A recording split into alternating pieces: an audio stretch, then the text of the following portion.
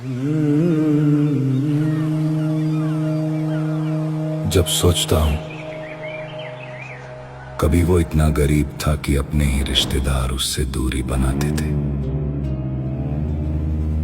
डरते थे कहीं फटे पुराने कपड़ों में उनके घर ना आ जाए। एक ही कमीज में सालों गुजार दिए, कई कई दिन बिना भोजन के काट दिए। तब मैं सोचता हूं इतना सब सहने के बाद भी वही इंसान आज सनातन और समाज के लिए फौलादी दीवार बनकर कैसे उठ खड़ा होता होगा। वो समय भी था जब उसके पास ना कोई साधन था, ना कोई साथ, ना कोई पहचान। वो बस अकेला ही निकल पड़ा था, हिंदू राष्ट्र, जन कल्याण और सनातन का संकल्प लेकर। आज उसकी आवाज करोड़ों लोगों तक पहुंच चुकी है। सनातन की चेतना घर घर तक पहुंच रही है। इसलिए उसके विरोधी उसे रोकने के लिए रोज नई नई साजिशें रचते हैं, नए नए जाल बिछा रहे हैं।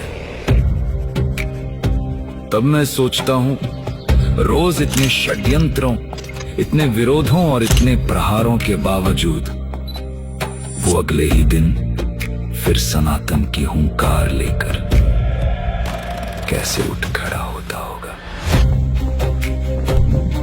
दिन रात गरीबों की सेवा करता रहा, दान का एक एक पैसा गुरुकुलों, अस्पतालों और जरूरतमंदों के लिए लगा दिया। एक समय था जब अपनी ही बहन की शादी में साथ देने वाला कोई नहीं था।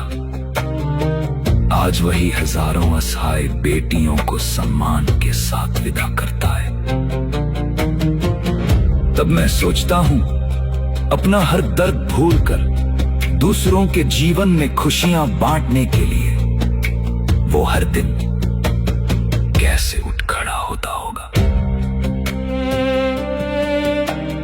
जिसने भूख देखी, कई रातें बिना भोजन के काटी, आज उसके स्वागत में लाखों लोग खड़े रहते हैं।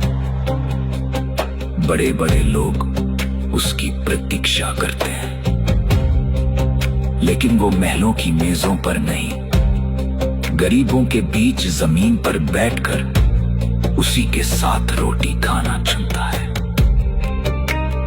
तब मैं सोचता हूं इतनी ऊंचाइयों पर पहुंचकर भी इतनी सादगी के साथ वो कैसे उठ खड़ा होता होगा।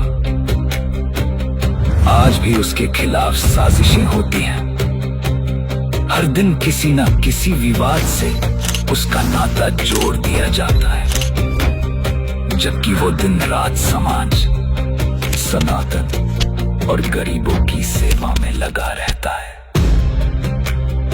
शायद उसे भी दर्द होता होगा, लेकिन अगली सुबह वही मुस्कान, वही संकल्प, वही सेवा,